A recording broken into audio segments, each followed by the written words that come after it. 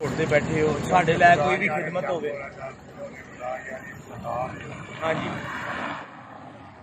जी जी नहीं मैं तुहाडे वास्ते की कर सकना और तुसीं मैनूं दसो कोई भी काम मेरे ते लाओ आर्डर लाओ तुहाडी जो भी खिदमत होएगी असीं करांगे तुसीं जो सानूं आखोगे असीं करांगे सिर्फ अल्लाह दी रज़ा च की करिए तुहाडे वास्ते। नहीं नहीं नहीं तुहानूं रहण दी जगह चाहिए।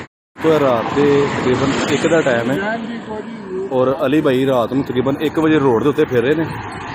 सानू बजुर्ग नज़र आए ने बैठे हुए तो असी उस टाइम गड्डी है साड़ी खोती और इन्होंने पूछा कि कितों ने। बाकी अली भाई उन्होंने पूछ रहे हैं।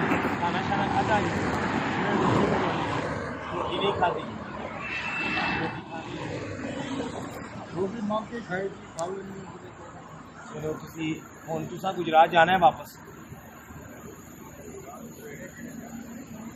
रात कितनी गुजारो रात जा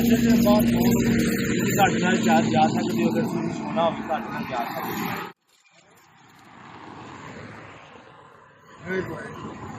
नहीं अगर तुहानूं गड्डी का किराया दे दिता जाए तो गड्डी से जाएगी।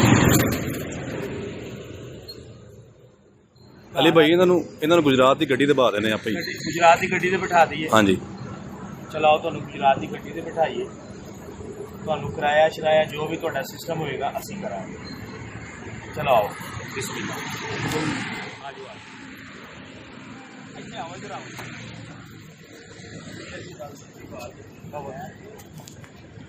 चलाओ जी इन्होंने गुजरात की गड्डी ते बिठाइए जी। बिस्मिल्लाहिर्रहमानिर्रहीम जी। सहारा बनो में मैं हूँ खान अली। ये एक बुजुर्ग साहब थे गुजरात के थे ये रोड पे बैठे हुए थे। हम रात को घूम के ना ऐसे बुजुर्गों को ढूंढते हैं इनकी जो हेल्प होती है हम हेल्प करते हैं।